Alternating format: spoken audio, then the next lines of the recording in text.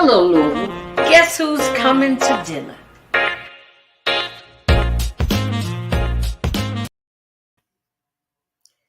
Well, hello. Welcome to Guess Who's Coming to Dinner. I am your host, Janice Carter Miller, and I am so excited about this evening. Sorry for the delay, but I was having some real serious computer problems. I really thought my computer was getting ready to crash, but it didn't. So here we are. So this is Black History Month, or let's say our history month. They give us a month to talk about our history, but we can talk about our history all year long. And when I say our history, I'm getting ready to get into family history. Oh, because we got some family history going on for you here in the Ville. I'm talking about the Eliza Tevis Society, of which I am a descendant. And I am not the only one. We've got some family names that we're going to go through, but the only way I can do this if I introduce you to my new cousin. That's Mr. Nathaniel Green. I call him Nate. Hey, Nate. Hey, Janice. How are you, sweetheart? I'm doing well today. Well, you know what, Nate? I'm so proud of the work that's been put into getting the Eliza Tevis Society set up. And I want you to tell them a little bit about Miss Eliza Tevis. Now, I'm going to give them just a sneak preview. If you or anybody on this broadcast is from Newburgh, you need to sit down and perk your ears up and take a listen, because you never know. They might be one of our relatives, huh, Nate? Well, Liza Tevis, and you have to take this because some of this is oral history, Okay. but it has to be that way because that's the way America was set up. We were not privileged to be a part of the recordings and things because we were not considered to be human. But Right. Liza Tevis was a person who was enslaved and who left the enslavement to set up on 40 acres of land the community now known as Newburgh, Petersburg. Now, that just didn't come about overnight. Hmm. There was a lot that went into it. Uh, this was around the 1850s when she became the owner of a piece of property called Wetwoods. And this was property that her slavers had willed to her, and she and her husband had purchased. And they had decided that this was going to be where they were going to land. And Liza Tevis somehow had decided this was going to be a free community. And of Okay. course, at that time, she had been given her freedom, and she was in the process of settling in. And she got the property and built a log cabin on the property. And that log cabin turned into several things. It started out, it was as her home. It started out as the church The called church, Baptist yeah. Church. It started out as a school, which would have been Newburgh School, but Okay. and it was in fact a place where she purchased slaves and Right. brought them to her property, the 40 acres, to ensure that 40 acres got cultivated. Okay. Hold Now, up right there. Just hold up. I'm going to have to interject every now and then. So go back even further when you talk about Eliza. Eliza was enslaved under the Huntleys, right? Yeah, That's the name of her enslavers. Is that yeah. correct? Now, I like to go over the story, so I make sure that when, as we say, oral history, and we're passing it down, I got to tell the story right, Okay. right? Because you know how you whisper in somebody's ear, and you have 6, 7 people, and when you get to the end of the line, it's a whole nother story. It's a whole nother story. You're right.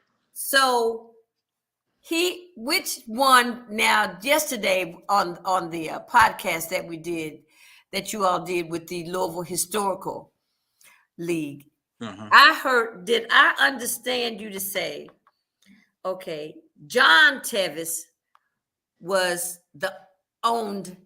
was the slave master, right? John Tevis. No, it John was Huntley. Huntley. John. Oh, John. his name was Tevis. No, Tevis was her married name, Her married name. Okay, but but John Huntley was her enslaver. yeah.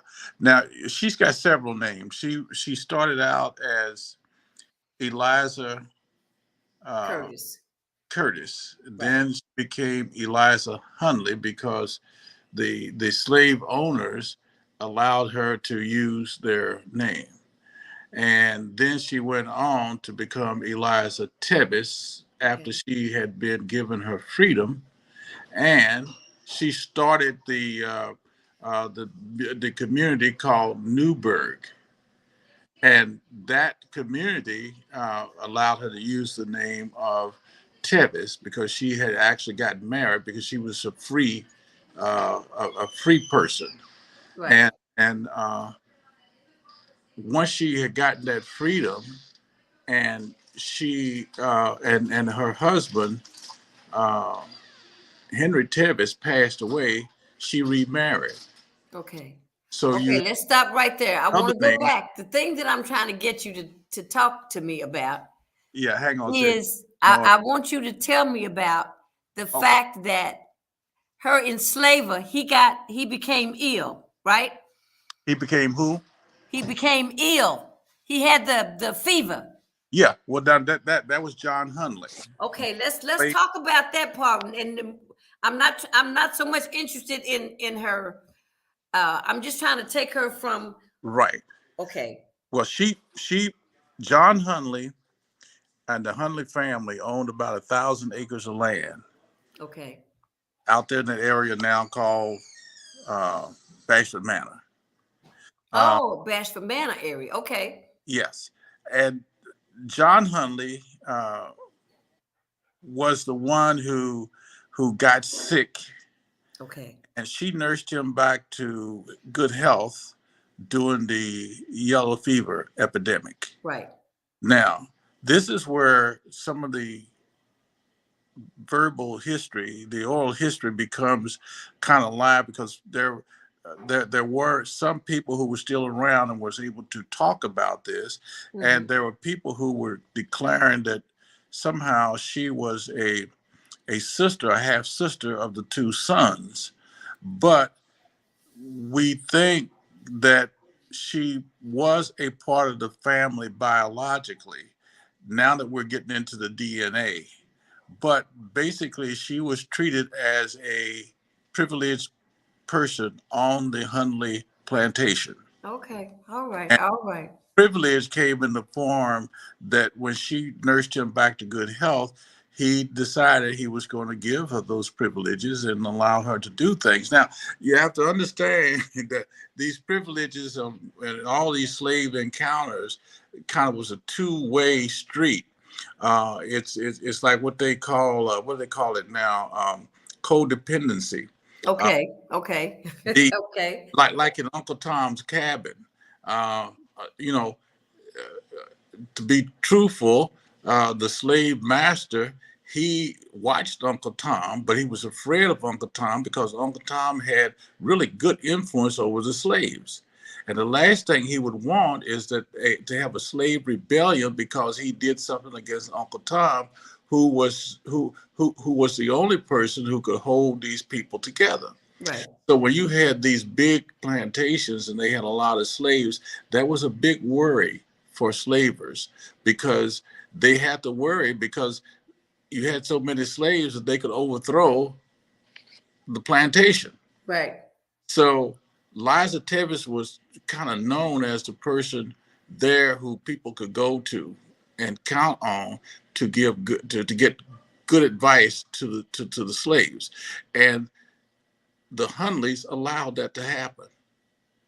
Okay. All right. And she took this information that she was gathering and actually educated herself. Now, because she was not an educated woman. Mm-hmm. But when you look at court records and things like his, anytime something went wrong, she would make certain moves. She said, well, how did she know to do that? Right. I heard you all saying that yesterday that she had a lot of court cases against people. If she thought it was wrong, she took them to court. Yep. But she learned this as being the first, as being the person in the house around the Hundleys and around all the people who were politicians as to what to do when things did not go your way. Right. And somehow she retained all this in her memory, in her mind. And when things didn't go her way, she made decisions against it. Even when she married Henry Tevis, she entered into a prenuptial. You said that a Probably prenuptial agreement. this is probably the first known prenuptial in the country. She, Wow. through her lawyer, you know, told her husband that, this is my land, and if if anything should happen, here's what the deal is. And this is who the land should go to. Yes, And yes, he had to understand that because he was not family. He was marrying into all of this. yes. Okay. Yes, Okay. he was faithful. He stayed with her and everything, but this is just the way her mind. Uh, Right. she was saying, "No, this is my property, and this is what I want to happen." Because she was one of the things she did, like when the slavers were actually selling off some of their slaves to other slavers, Okay. and these slaves may have children. Then Liza would go to the slave auction, and she would pick up a child or two that Okay. was left behind, and Right. she would bring them to her plantation or to Wetwoods, which was now Newburgh. Right. She would take care of them, Well, or she she kind would of looked. She arrange. looked out for the other slaves. Yeah, she would make arrangements for those children to be taken back to the plantation in which they came and be cared for by other relatives on the plantation. Okay. Okay. Now, she learned all this on her own as to, how you do all this. I mean, this was something that she picked up and she Mhm. decided she was going to engage in. And she did a masterful job. And now you have to understand, she also understood that having slaves made her rich because slave was property. They call it Right. chattel uh, um, slavery, and you were not a person. Right. You were treated like a cow or a hammer or a chair. Hmm. You had no rights at all, Right. and that's a whole thing. That was a game that was played, and when whites come to you and say, "But I didn't have anything to do with slavery," well, it's not that, but the whole system was set up to um, embarrass blacks and to treat them as inanimate objects. And Right. that's what they were supposed to be, even to the point that some of the places in Virginia and Maryland they had. Now you have to understand there were a lot of laws that governed slavery, Right. the system of slavery and the system of enslaving, and many of those laws sought to ensure that black people, Africans, were considered to be inhuman, and Well, that Nate, they we would still be like have some of cattle. those laws today. Yep. There's still not a law against lynching. Yeah. Yeah. I mean, when you really look at it, how far have we come? Yeah. I mean, it's you don't like to say that, but the fact is, it's there. And Yeah. when we talk about reparations and things like this, it's like, oh no, no, you can't, but you didn't have anything to do. Well, had you not had slaves, you would not have America as it is today. No, you wouldn't. Period. Absolutely. And the thought that they had was, oh, you know what we can do?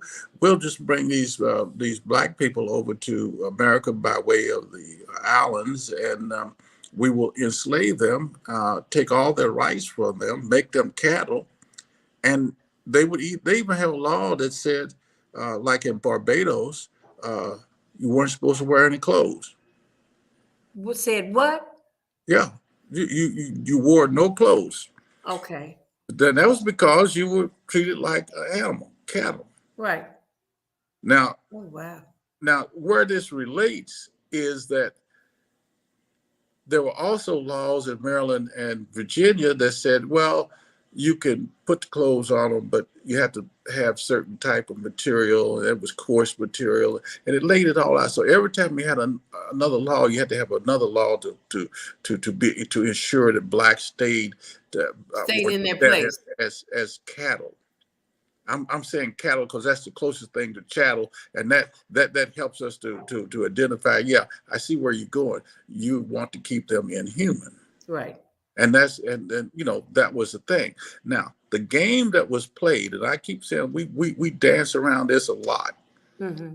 The game that was being played was, for instance, you were considered to be non-human, but at the same time you developed laws that said if by chance a white woman were to marry an African, then that white woman herself and her offsprings became slaves and were automatically be enslaved. Okay. Okay. Now, on Mm. the other hand, the white man had no such problem because if he impregnated a black woman, so be it. He walked around with his chest out. Right. Mm. Now, you know, people don't like to hear you talk about that, but that's the way it was. Right. That was Right. a fact. Now, Okay. I you know, I say that because there's so many whites who believe that, you know, I haven't been told the truth yet. We have people running around trying to decide what children should be taught in school today, and most of it is sugar coated. Right. And when they come out and they confront you and they say to you, you know, oh well, I never was taught this in school. Well, sure, because people even today, you know, whites even today don't want other whites or blacks to know what the truth was. Right. And Right. so, as I say, how far have we come? Yeah. Still Yeah. fight. You say you have to look back and say, but really, how far have we come?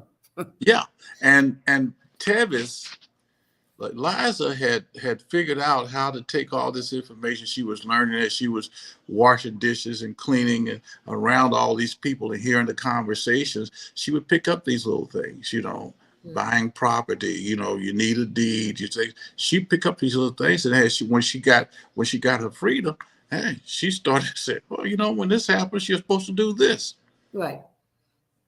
and so her brilliance rose to the top.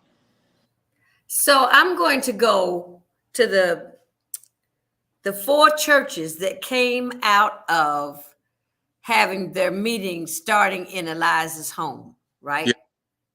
Okay.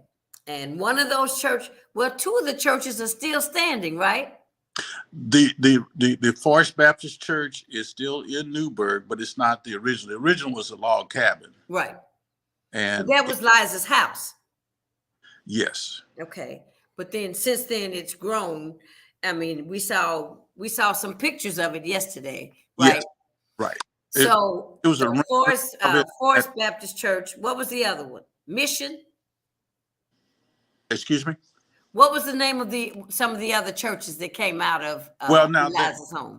there were other churches that came out of the Forest Baptist Church over time, and Okay. I'm not that familiar with them. Sherelle is, but I know there are several churches along Indian Trail Okay. that even one that is called Forest Baptist something or the other, but they were all due to infighting among church members, people who moved in to new areas of the community and decided to have their own church, but still they were members of Forest, and they decided to set up other churches around the Forest Baptist Church Right. model. Right. But I'm going back to Mr. Huntley. He got sick. Eliza nursed him back to health. But then did I understand you all to say that when Mr. Huntley passed, that his brother Thomas took over? No, that was his sons. That was his son. Okay. Right. He had two sons, and Who were Eliza's maybe half brothers, huh? that's what the DNA is beginning to kind of clarify, that there Okay. was a biological connection between those boys and Eliza Tevis and the dad. So Okay. we're expected to get some new information that's going to probably clarify that, and hopefully we'll be able to step forward to say yes. She was in fact, we know she was a light skinned woman, and very small, a small physique, but like you, but No. she just had a determination, and but she knew so much about the farm, I should say the plantation operation, that she was kind of operating as the CEO of the Hundley plantation. They Wow. relied on her for a lot of things. Wow. And it seems like they trusted her. Yes. Well, I've thought about that too, and in many instances, slaves were given slaves were entrusted with the farm, with the plantation, because they knew more about what to do, Right. and the masters knew that they did. And again, like codependency, I don't want to mess with this person, because if they do, they will ruin my wealth. Right. Right. It was all around wealth. It was all Okay. around the wealth that was created, because black people were considered to be chattels, and they had no rights, no nothing. They were not human. And Right. like I say, yet they developed laws that said, if in fact they got married, well, if that's the case, why would you say they're not human? Right. So there was a big game that was being played. Oh, all of it was a big game. I Yep, mean, the system was a game on humanity, yep, our humanity. yep. That was actually um, they stole it from us, but we through time we had to regain our own humanity in our struggle to be recognized as human beings. Yeah. Janice, this is the reason why it is hard to believe. A lot of people find it hard to believe, to find some African Americans who opt to be uh, uh, in who opt to be in the other camp, Up and to be oh, Republicans.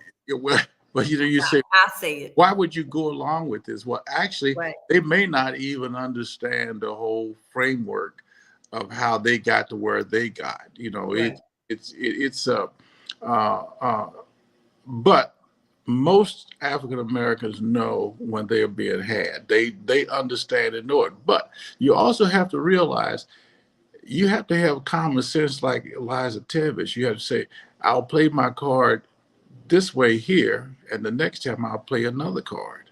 Look, she held her cards With close with to her chest. Sure, Yeah. sure. I mean, she was just clever. She was Yeah, clever. She gave up some things in order to get others, and right. and, and she understood that. So let me ask you about this, Nate. So, since Newburgh was more or less, I could say, our inheritance, am I correct? Say that again. I said Newburgh is considered our inheritance, would have been. Yes, Okay. it's So, yeah, it's we descended from that land, um, and the people who came, even though it's much larger than it was at that time, uh, right, the original crop of people who Eliza Tevis groomed and raised around that farm, you know, and subsequently other people who came in from other places were also free blacks, but she set it up around herself who was free and to be sure that other free blacks had places to go. And I always laugh because she used the same model of enslavement that they used, but she used it for a different purpose. She she used it used to, it for freedom. yes. Yeah. Um, So, listen, so we're saying, so it was more or less Newburgh encompassed the area that is part mutual. um, It Butch, kind of went, it was over that way more so than where Eliza. well, the Newburgh, the original Liza Tevis and my sister and Sherelle are trying to find a map. Well, there is a map, and if you follow that map, they're trying to say what was the original outlines. That 40 acres encompasses that graveyard there at the corner of Right. Old Newburgh Road and Indian Trail. And see, my great grandmother is buried in that cemetery. Yes, your family is part of our family. I And know. I say because I saw now. There were two sets of greens, one with the E and one without the E. Did you right. notice that? Yes. Okay, so Now you Janice, you're pretty complicated because if I remember, my sister began to look this up. You're also part of that Green clan that spells right, green with an E, but you're with the also E. part of the Green clan that spells it without the E, just as the color green. Okay, Because you are my grandmother, Katie Green Harris, or Katie Harris Green. She was a Harris. okay, Her brother, now I'm not sure I'm getting all this right. My sister has better comprehension of this, but my uh, Katie Green, my uh, grandmother, her brother's name was Mac, and Jerry Mack. His name is Jerry. Matter of fact, my father's name was well, Nathaniel. that's my great grandfather. My great grandfather's name I is Jerry Mack. I think it would have been your great grandfather. Yes, Huh? I think it would. Yeah, Yes, yeah, and because he his was name was Jerry married Mack. to Hattie Green. Well, he was originally married to Janice. What was her name? Bartlett. She was originally married to Bartlett. She was married 2 or 3 times. Who? My grandmother. Yes, yes. It was she was a. Let me look something up. I, No, now no, I, no. I'm You're talking about my great great grandmother. You're talking about Adeline. Adeline was a Howard, and then she yeah. was Adeline married. No, she married Mr. Green. Then she married Mr. Ross because Greens and Ross were half sisters and brothers. Okay, that's see you doing it better than I did. Okay, because look, I studied it the other day because I was putting the papers together. Hmm. Do you have the booklet that says descendants of John and Charlotte Now, Howard? yeah. Now before you get there, before then, Jerry Mack uh, was your, I guess he would have been your No, not my great your great. great great He was my great. great grandfather. But her Janet, I think her name was Jeannie Bartlett Okay. was at that time name was Bartlett. And she was married to Jerry Mack. So you're in our family through Jerry Mack Through and my Bartlett. great grandfather. Wow. Now have you ever seen a picture of Jerry Mack? Yes, matter of fact, Edna has a picture. He's very dapper. Oh, tight. Look, this is what I want to tell you, Nathaniel.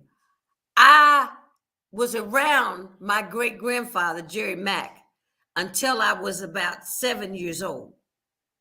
Is that right? Yes. And his shirts were buttoned up to the top button. You hear me? Yes.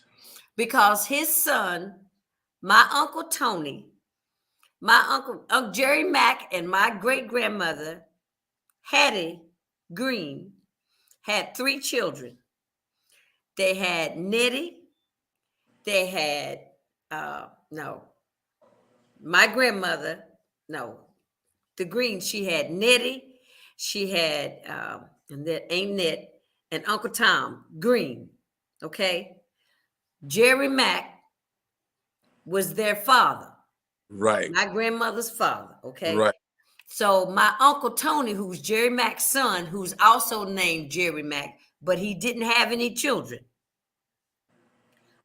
My brother and I used to spend weekends with them in Smoketown because they love my brother. I just got to come along because I was younger. That's interesting. Well, now Edna has more. What we're going to have to do is we're going to have a A a sit with down. the family, and everybody sits down and one by one tell how you're connected because Yeah.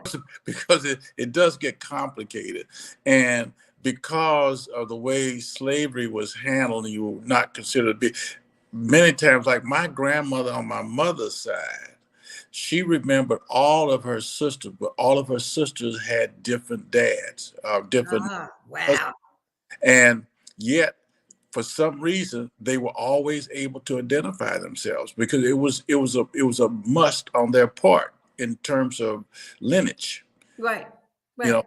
And they had to accept the fact that they all had different dads, and they would be able to explain it, you know. But it wasn't like people want to moralize about it and say, oh, you know, these people Yeah. Yeah. savages, they, you know, they, you know, but that was not the case. We had to do things like that in order to survive. So this is what I want to do right here, Nate. I want to switch this to have the audience to understand, to talk about how important it is to know, if you can, find out about your lineage and from where you came from, because it has a lot to do with who you are. Yeah, I have a theory.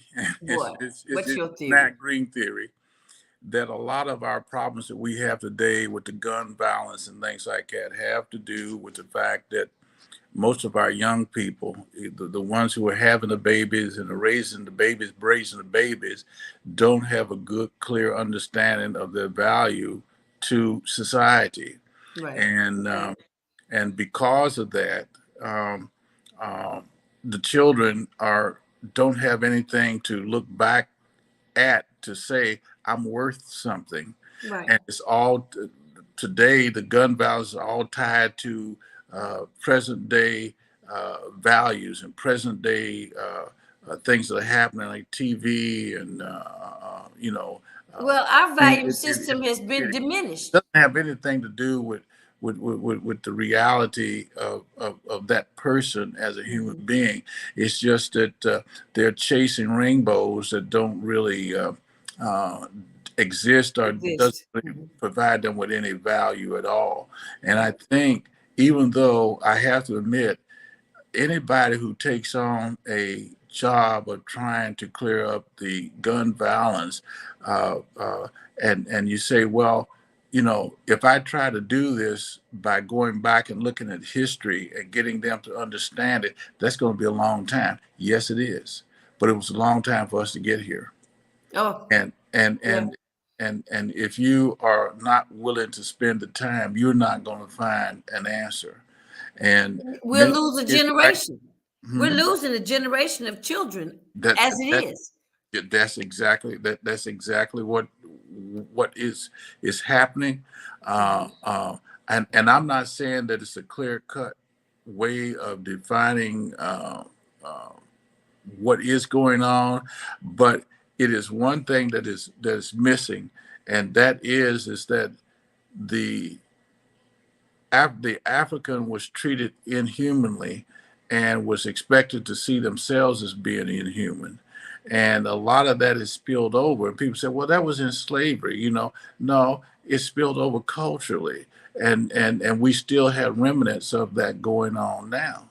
And Mhm. that's the reason why we need reparations. The only way government is going to get out of being ashamed of what they did to Africans um, is going to be reparations. And I say that because there's never been an effort on the part of, of, of a constitutional government to actually say, look, we were wrong and we need to correct that wrong. And for African Americans. Now they have done Right. it for They've everybody, done it for everybody else. uh, Jews, Right. everybody has, Right. has been able to do this, but not African Americans. Right. And we understand that because we were in a unique situation that many of them could not, and many of us did not understand what it would take. Now that we're having smarter young black children and adults who are beginning to understand that you're not what people said you were. Right. You know, when I Absolutely. went off to college, uh, I was told so many times by adult blacks, well, why are you going to college? It's not going to do you any good. And anyway, if you get in classes with white folks, you're not going to be able to compete with them because you came out in an inferior school background. Now, if I heard it once, I've heard it 1,000 times. But when I graduated for HBCU and came to Louisville, did my graduate work here with 2 additional degrees, it always struck me, well, they told me a lie. Yeah, they lied I to said, you. I said, wait a minute. They told me I would not be able to compete. Now, grant you, I didn't have my skills were not that high because it was not emphasized in the community Right. in our family circles. My grandmother was the one that wanted everybody to go to college. Right. Mother did end up going. She graduated from municipal, but circumstances pushed all of us in a direction. But as far as I was concerned, I'm looking at, okay, I'm scared to go to these classes because man, they're gonna wipe me out. And here Mm-mm. I am in the classes and I'm wiping them out. I said that can't be. Yes, they can. Listen, my high school counselor told me that she said I didn't score high on my SAT test, and I knew why I didn't, because I thought it was a 2 hour test, and I worked my butt off. Yeah. And then they said we're gonna take a break and come back and do 2 more hours. And so I said, I'm a teenager. I don't want to sit and do another 2 hours of testing. So I just wrote down anything. So she says, you, Janice, you didn't do good on your scores on your SAT. So you should find you a vocation.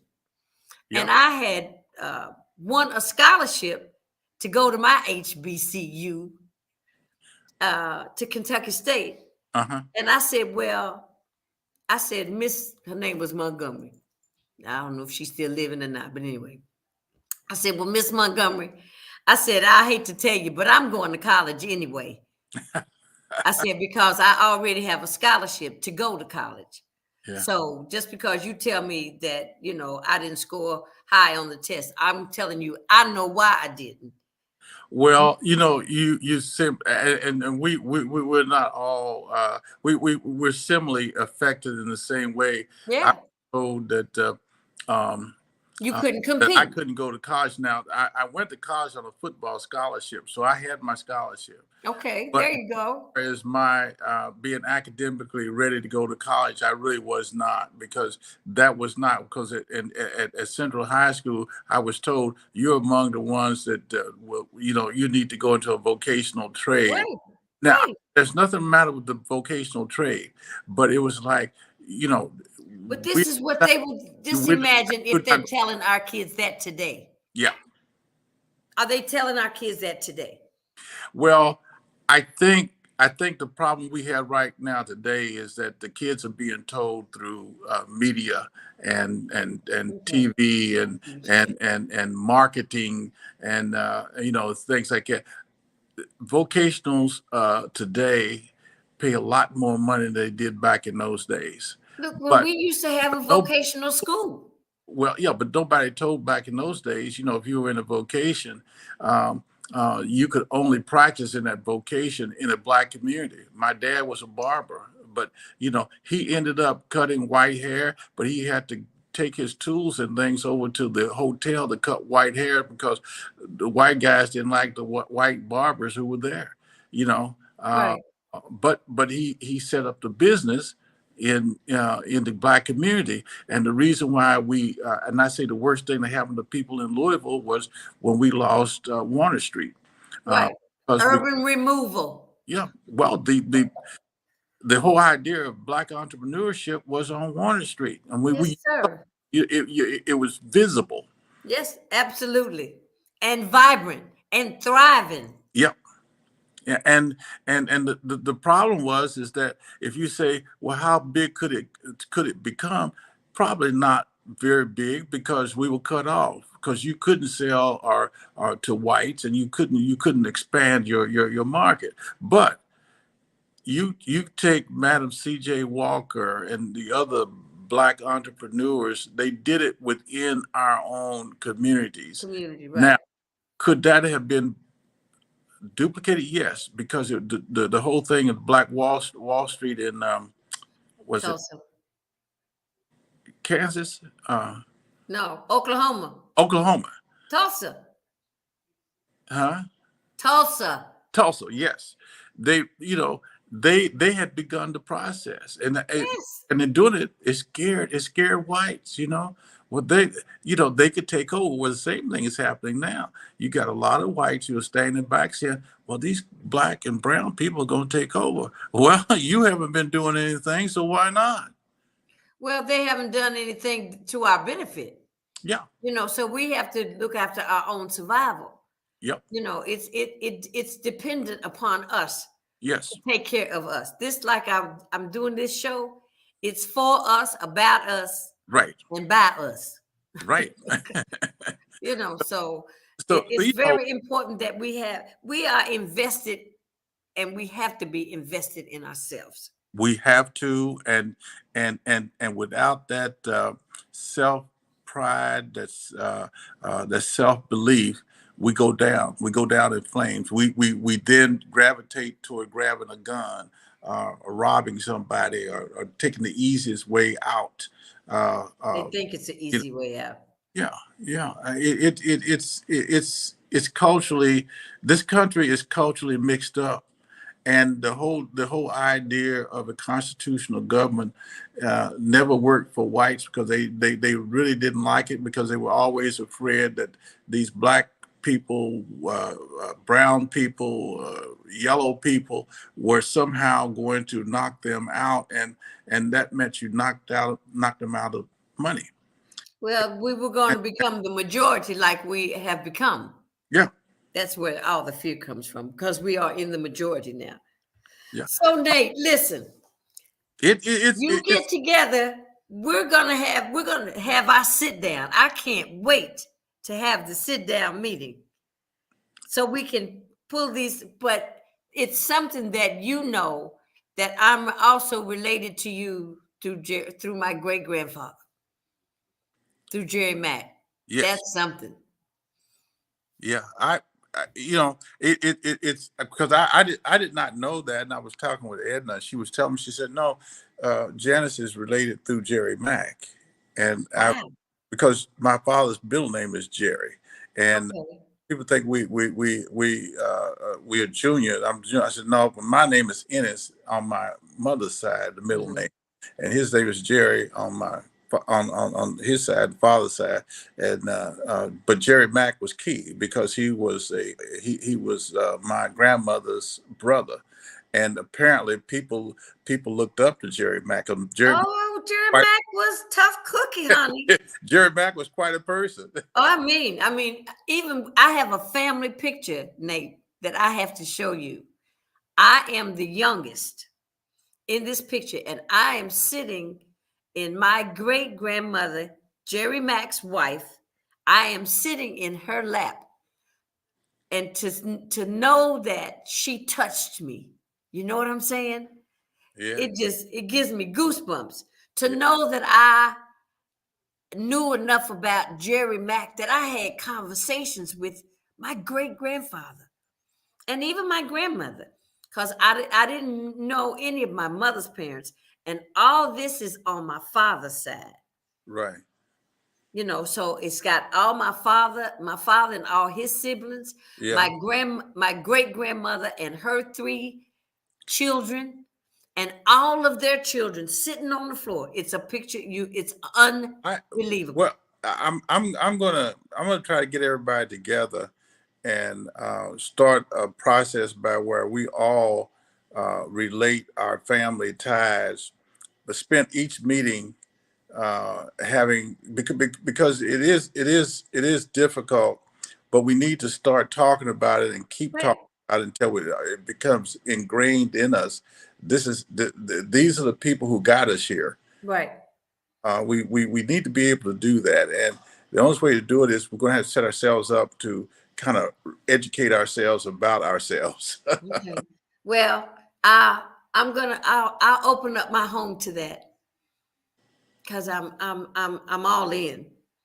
Oh, I'm all in because see, the Goldens we try to figure out how I was related to the Goldens and the Greens, and now the Williams, uh, which was John and Jerry, um, and my nephew is close to.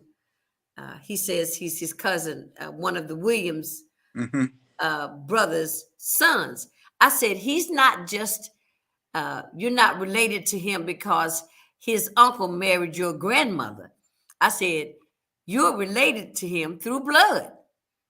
So to give my nephew, who is in his 50s, to give him this family history, so he's looking at this guy who's really his cousin. He might be his fifth or sixth cousin, but who's really related through blood and not through marriage. Okay. yeah, So so he can have something else to understand, because he has children and they have children. They have to understand so they can tell the children. that's exactly right. You got That to be able to tell the kids what's going on, where you come from.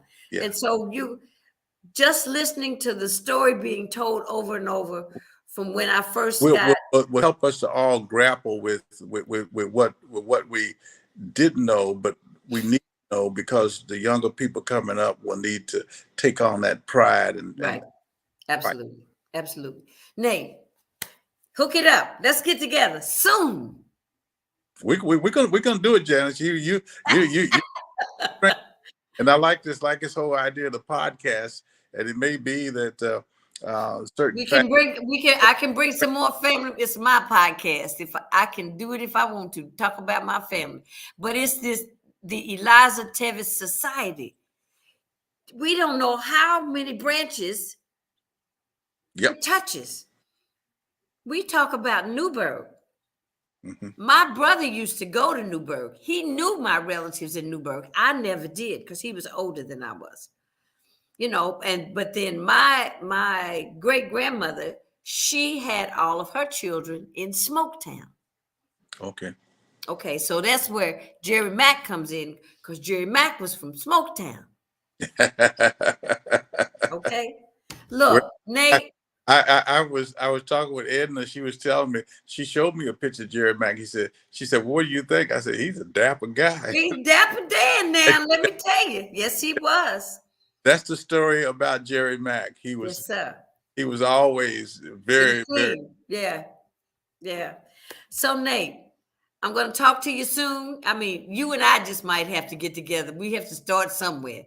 And Yeah, we can trace every little crick and corner until we get an understanding. Because the more I read about the pamphlet, the booklet that I have, mm-hmm. I was able to go back and put it all in order, even down through the Goldens, because the Goldens became related through my grandmother's half sisters, which were Rosses, Right. because That's three right. of those Rosses Yeah. married Goldens.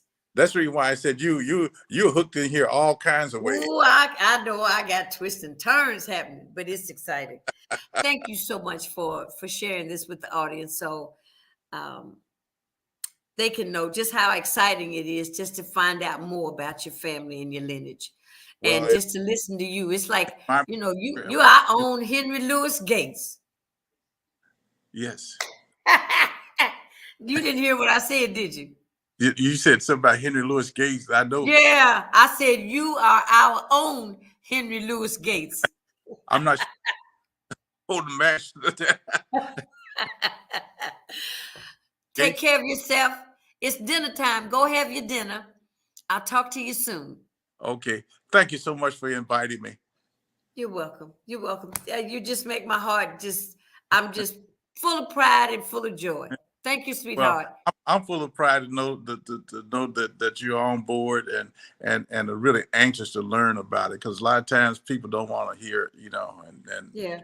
that Well, I really got excited when you described Eliza to me and said she was a little woman of small stature, but she was a go-getter and she'd yep. make things happen. I said, woo, that sounds like me. So it just kind of inspired me to know Yeah, that yeah, that's my bloodline. yeah. Well, that's our bloodline. Yes, sir. Yes, sir, it is. Yes. I think it's worthy of lifting up. So we need to do that heavy lifting. Yes, sir. Yes, sir. All right, darling. Have a good evening. I'll talk to you soon. Thank you. Bye All bye. right, sweetie. Bye-bye. Isn't that wonderful? Isn't that wonderful? I mean, I hope you enjoyed it. But this kind of happened maybe 4 years ago, and it happened at a funeral. The last, excuse me, excuse me. Thank you.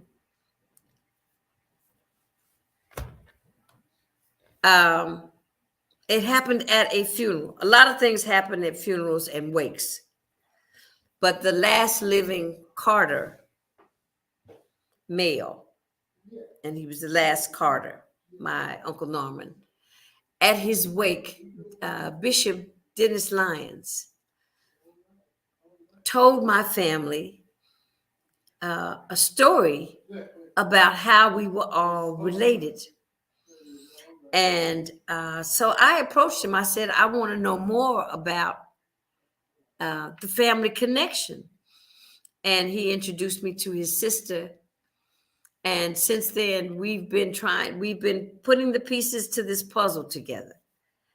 And Mr. Jerry Williams, the other day, his niece, Sheila, and I were friends in high school. And we used to say we were cousins, but we didn't know how. But now I know how. And it's a wonderful feeling to know, to be able to go that far back into the 1800s and find your relatives and see what they were doing, because they were doing some stuff, because they were trying to survive. If we think we're trying to survive now, they were really trying to survive. So we have to have a lot of pride in our heritage and our lineage, our family line, our bloodline. And the more we know, the better we'll feel about ourselves. Check out Ancestry. They've got a Black Ancestry now. You might get more information. The one thing that I noticed about Black Ancestry, I haven't seen any pictures of my relatives. And you always see white people when they find their ancestors. They got pictures. They got pictures of them in the army. They got pictures of them, in their business. And we don't seem to have a lot of pictures. Well, we're lucky that we had a whole lot of different things, but just think about what they had to do to pass down this verbal history about our families and what they went through so we would know. So we would know what we have to do and continue to do, which is fight for our rights and fight for our freedoms and fight for our children and our children's children. On that note, go have dinner. Bon appetit. Guess who's coming to dinner? I will see you. I'm going to play this again on Friday. Okay? So, just so you know, we're going to talk about the Eliza Tevis Society. Once again, this coming Friday. Following Monday, I have a new guest. Have a good evening. Take care. Good night.